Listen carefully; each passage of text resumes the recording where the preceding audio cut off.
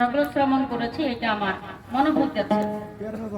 তো বলতেছি আপনাদের কাছে, বলেছিলাম এই জায়গার যত মুরব্বী আছেন সকলের কাছে আমি আমার সর্বপ্রথম আবেদন করে যাই যে দ্বারাটা বাবাজি দিয়েছেন এবং গুরু শিষ্য, তাই না? এই দ্বারার মর্মভেদ যদি আমি না জানি, গানও কিন্তু আমি গাইতে পারবো না। যে গানে বিচার না জানে, যে গানে বিচার করতে পারে না, যে গানে বিচার বুঝে না, তার কাছে যে কোনো ধরনের গান গান না কেন উনি সে গানে কোনো কিছুই আবেগ আপনাদেরকে বোঝাইতে পারবে না এবং নিজেও লাভবান হতে পারে না। তা আমার অতটুকু বোঝার শক্তি তো আমার নেই, তবে আপনাদের দোয়া আশীর্বাদে আপনারা কিছু কথা কইলে আমি মনে রাখতে পারি, কিন্তু আমি কাউকে বোঝানোর শক্তি এখন পর্যন্ত আমার হয় নাই। গুরু বলে, দর্শে বলে মর মর গাই আসে জ্বর, দয়ালে যদি মারে লাঠি জ্বর, তাহলে জ্বলতে পারে অদমের বার্তা। দুই এক কথা হইলে হইতে পারে সাধুকের চরণ ধুলি পাওয়ার পরে। বলছি কথা আপনাদের ধারে এই কবি গান গাইতে হলে নামতে হয় অঘাত জলে। অঘাত জলে ডুবারু যারা এই কবি গানকে সন্ধান করে, তারা তাদের বাস্তবের সাথে কিছু মিল আছে ভাই, তার বর্ণনা আমি কিছু দিয়া যাই, দেখবেন লক্ষ্য করে। এই কবি গান কিন্তু কে গাইতো? মাসিম সরকার কবি গান গাইতো না গো। আগেকার মুরব্বী যারা তারা এখনো কিন্তু গল্প করে যে কবি গাইতো কবিগুরু মাসিম ভৈয়াবতের কাছে, আর কবি গাইতো কবিগুরু রবীন্দ্রনাথ, বিশ্বে রয়ে গেছে তার কবি ইতিহাস। কবি গাইতো কবিগুরু নজরুল, কবি সুরভরা কাষ্টে ফুটাইতেন ফুল। বর্তমানে গায় কবিগুরু শামসুল, যার কবিতে নাই বিন্দু মাত্র কোনো ভুল। আল্লাহর বান্দা নবীর উম্মতের যারা এই হেতু উপদেশ দিলেন, তারা এই মানুষের চরণ ছাড়া পাপীদের ভিড়াইবার বাকি কোনো জায়গা নাই। তাই বলি আপনাদের ভাই, এই হতভাগা শূন্য ভাণ্ড নিয়ে শূন্য পূর্ণতা করার জন্য একটা স্থায়ী পূজার জন্য এসেছি আপনাদের চরণ তলে। দয়া করে হতভাগাকে ঠাঁই দিবেন আশা করি আপনাদের। তাই মনুষ্যকা দিয়ে ছেড়ে কোদের মাঝে শত্রু ধরে বন্দরের হাত দিয়া ছেড়ে সর্বপ্রথমে কবি গান গাইতে হলে, এখন জানি না কোন কোন জায়গায় কে কি গায়, আমার শিক্ষাগুলো আমার যা শিখাইছে, সর্বপ্রথমে হিন্দু শাস্ত্রের দিকে কিছু আলোচনা করতে হয় এই সংসারে।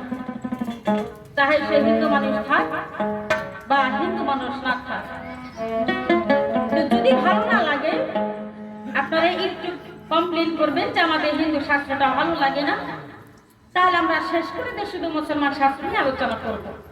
হিন্দু শাস্ত্রটা এই জন্যই আলোচনা করা হয় যদি আশেপাশে তেমন কোনো আশেকান থাকে, কারণ আমরা জানি নিজের ধর্মকে নিয়ে শুধু বড়াই করি না।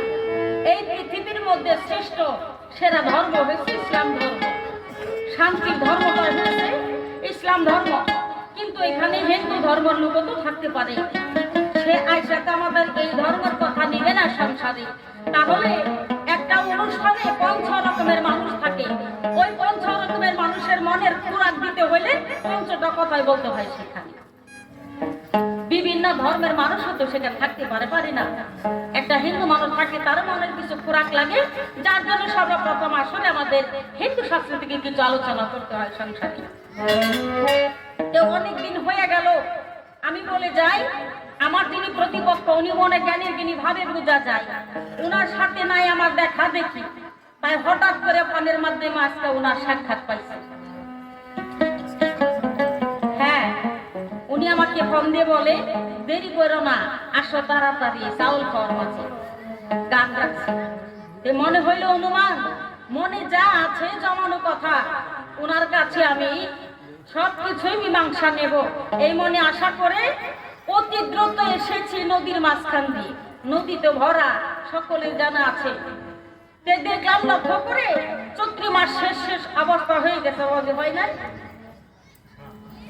দেখেন নদী কিন্তু পুরোটা ভরে নাই, নদীর মাঝে কিন্তু জোয়ার আসছে। কিছু কিছু পানি অর্ধেক অর্ধেক পানি দেখা যায়। তাহলে বোঝা গেল এই নদীর মাঝে জোয়ার আসছে।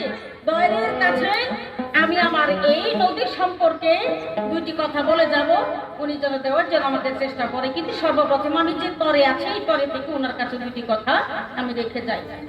হিন্দু শাস্ত্রে মতে ওনাকে আর কত কি বলবো, আমি বলে যাই ওনাকে রামের ভূমিকাতে রেখে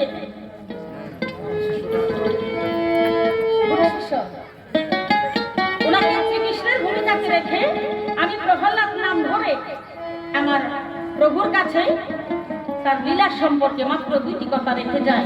প্রভু যেন আমাকে জ্ঞান দেওয়ার জন্য থাকে এই অনুরোধ করি ওনার কাছে। প্রভু সর্বপ্রথমে শাস্ত্রের মধ্যে পাওয়া যায় শ্রীকৃষ্ণ নামের ধ্বনি যার কাছে আছে সে নাকি মইয়া বাইসা আছে এই সংসারে। আমি বুঝতে পারি নাই ওই নামের মধ্যে আছে কোন ধন, বলবে কথার মহা। শ্রী শব্দের অর্থ কি আমি জানতে চাই। কৃষ্ণ শব্দের মধ্যে কোন ভেদ আছে দয়া করে দয়াল প্রভু বুঝাইবেন আমারে।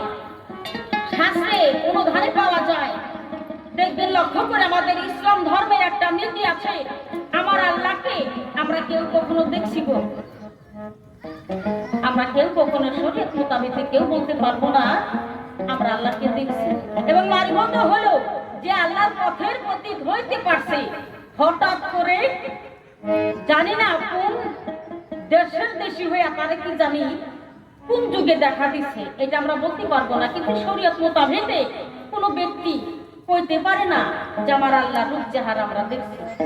তাহলে আমরা অন্ধবিশ্বাসে তাকে ভক্তি করি, শ্রদ্ধা করি যে আমার উপরে আল্লাহ আছে, তাকে ভয় করি করি না। তাহলে বোঝা গেল আমাদের সৃষ্টিকর্তা এক আল্লাহ মহান, আমার আল্লাহ ছাড়া কোনো ব্যতীত নাই কেউ আমাদেরকে সৃজন করেছেন। কিন্তু এই যে শ্রীকৃষ্ণ এটা হচ্ছে হিন্দু ধর্মের কথা, দয়া করে একটু মাথায় নেবেন। এই শ্রীকৃষ্ণকে দেখবেন লক্ষ্য করে স্বয়ং ভগবান বলে তাকে মানে এবং পূজাও করে না। আমার আল্লাহর কোনো মা বহিনী কোনো শরীর কোনো কিছু নাই যাকে আমরা আল্লাহ ভগবান বলে ডাকি। এই শ্রীকৃষ্ণ যাকে ভগবান নাম উনি পাইছে এবং এই জ্ঞানে অধিকার করে আমি ভগবান, আমি শ্রীকৃষ্ণ মহাপ্রভু, তাহলে ওনাকে পূজা করে। আমার আল্লাহ শরীর নাই, কোনো কিছু নাই। শ্রীকৃষ্ণ ভগবানের তো কোনো শরীর হয় নাই সংসারে। তুমি কোন কর্মের ফলে এই ভগবান নাম পাইলা, তোমার মা বাবা কেমন করে হয় এই সংসারে বুঝাইবে নিয়ে আসো। এই পর্যন্ত দিয়া শেষ, মুসলমানিতে করিয়া প্রবেশ। এবং মুসলমানি শাস্ত্রের মধ্যে সর্বপ্রথম আমার দয়ালের কাছে একটি গান গাইছি, দয়াল গুরু আমায় দেখিয়া রাখে, ভজন শূন্য দেহ আমার দয়াল নাই সংসারে রে, দয়াল গুরু আমায় দেখিয়া রাখে। মাতৃগর্ভে ছিলাম যখন আমি কোন নাম দিলা তুমি, আমার গানের মাধ্যমে একটি প্রশ্ন রয়ে গেছে। এখান থেকে আমার দয়ালের কাছে সর্বপ্রথম এর আগে আরেকটি কথা বলতে চাই।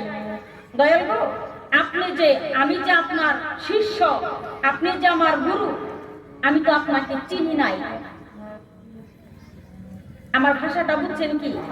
আমি আপনাকে চিনি নাই, আপনার পরিচয়টুকু চাই। আপনি কোথায় থেকে এলেন, বর্তমানে কোথায় আছেন, কোন নামে বিশ্ববাগানে ধরে আমার মতো একটা হতবাকা শিষ্য গুরু হয়ে আছেন এই সংসারে। এই দুটা কথার একটি কথা আমি জানতে চাই যে আমি যখন মাতৃগর্ভে ছিলাম কোন নাম দিলেন তিনি, আমার পিতার কোন নূরেতে জন্ম নিলাম আমি। সর্বপ্রথম আসলে 2 থেকে 3-4টি কথা রয়ে গেল। আশা করি আমি তো বাবাজি শিষ্যের ভূমিকায় আছি, ভুল বেরান্ত হইলে ক্ষমা করবেন আমারে। শিষ্যর কিন্তু জ্ঞান বুদ্ধি কম আছে সংসারে, তাই যা কিছু বলে যায় আমি যা কিছু কই আপনারা কিন্তু করে নেবেন সই। এই পর্যন্ত দিয়া শেষ, ছোট্ট আরেকটি গানের মাধ্যমে করিয়া প্রবেশ। আমি আমার প্রথম আসর শেষ করে যাই, দেখি আমার দয়াল আমাকে কি আদেশ দেন। আল্লাহ যদি হায় দান করে আপনাদের আশীর্বাদে আমার দয়াল যা বলবে আমি চেষ্টা করব তার হুকুম পালন করার।